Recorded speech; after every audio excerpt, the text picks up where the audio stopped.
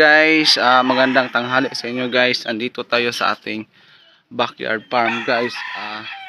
Ang ating topic ngayon guys ay mga tungkol sa puno ng kahoy. Kung mag-alaga kayo ng manok panabong guys sa inyong backyard farm, dapat mayroon kayong mga puno. Kaya nito guys, yan, para may masilungan ang iyong manok. Ganito.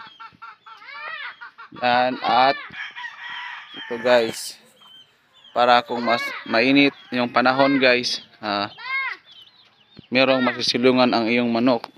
Yan. Kung wala kayo nito guys, itong manok panabong mga kasabong,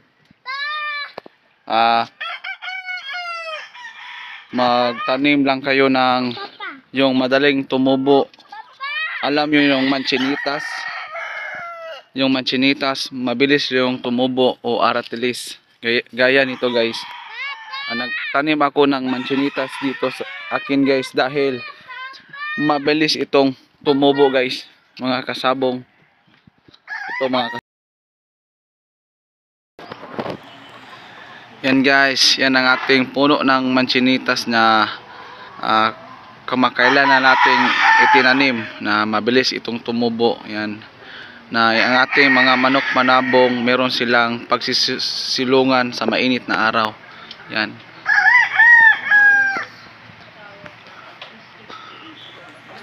Yan.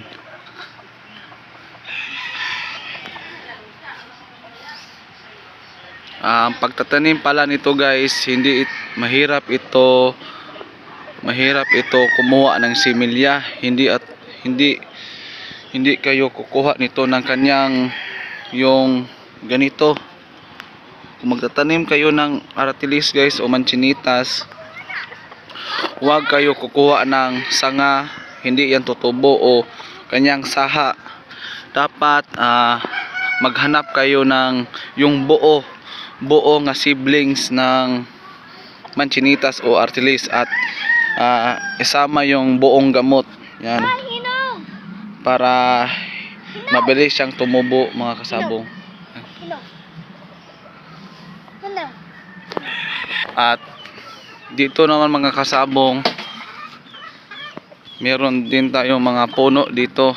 Dapat yung ating mga manok, mga tinalian mga kasabong, dapat meron talaga mga puno-puno, mga punong kahoy gaya nito. Yan. Yan. Yan mga kasabong. Na ito yung ating bagong silang mga kasabong. Yan.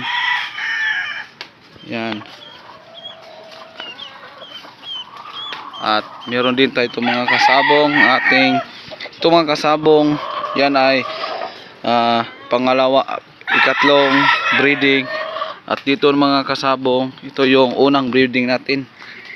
Dito mga kasabong, yan, ito ay mga babayi mga kasabong. At dito mga kasabong, magkapatid to sila. Ito yung lalaki. Ito yung una nating breeding mga kasabong na pinaghirapan natin. Yan, lumaki na mga kasabong. At yung nasa ilalim ng puno manchinitas mga kasabong, yun din ang magkapatid sila mga kasabong. Yan. Mga kasabong, hanggang dito lang kayo mga kasabong. Payo ko lang sa inyo mga kasabong, kung mag-alaga kayo ng manok sa inyong bakuran, dapat may mga puno o magtanim kayo ng puno. Dapat magkaroon kayo ng yung puno na mabilis na tumubo gaya ng aratilis o madre de cacao. Mabilis lang yung tumubo mga kasabong. Kung bago pa lang kayo sa aking video mga kasabong, don't forget to subscribe my channel, Paring Hill Vlogs, and hit the notification bell para ma-update kayo sa aking mga bagong video mga kasabong. Thank you.